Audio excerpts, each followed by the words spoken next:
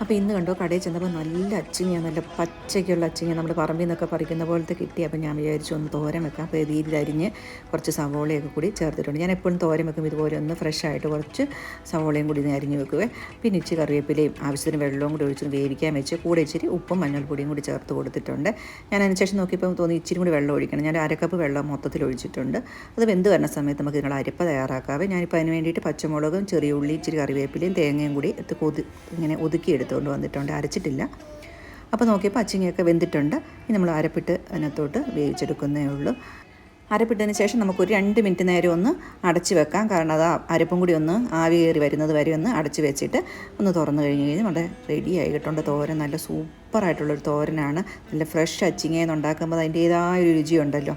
അപ്പോൾ ഇന്ന് ഞാനൊരു കാര്യം എന്താണെന്നോ ചെയ്യുന്നത്, ചോറുണ്ണുന്നില്ല. അതിൻ്റെ കൂടി ഈ തോരനും 2 മീൻ വറുത്തതും കുറച്ച് സവോളയും ചൂടുവെള്ളവും. ഇതാണ് ഇന്നത്തെ ഡിന്നർ.